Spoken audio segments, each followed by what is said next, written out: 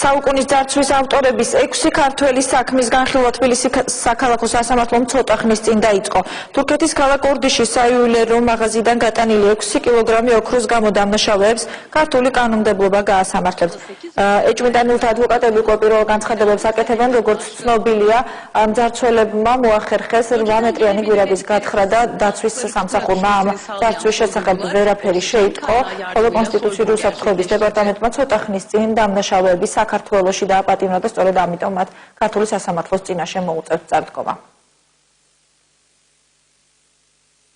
მე კონკრეტულად ვიცავ ვახტანგ ხურცლაძეს, ის იყენებს დუმილის უფლებას, მიგვაჩნია რომ მას არ აქვს ჩადენილი არანაირი დანაშაული, ამიტომ დაველოდებით სასამართლო განხილვის ეტაპებს და შემდეგ გადავწყვეტთ ჩვენ დაცვის განხორციელების სტრატეგიას და ტაქტიკას. იმ მასალებიდან გამომდინარე, არა, რაც ბრალდებამ გააკეთა, უფრო მეტის მოძიება შეიძლებოდა.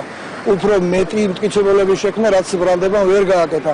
ჩვენ როგორ ვითი გავაპატილებთ, ახლა ირამაზის ჩვენება არის, რომელიც ვახტანგ ირამაზია ბრალდებული, რომელიც ლაშქარიშვილს ამხებს დასხვებს, თითქოს ერთად ჩაიდინეს დანაშაული. მაგრამ ლაშქარიშვილის გადმოცემით იმ პერიოდში, როცა გვირაბის გათხრა და დანაშაული მოხდა, ლაშქარი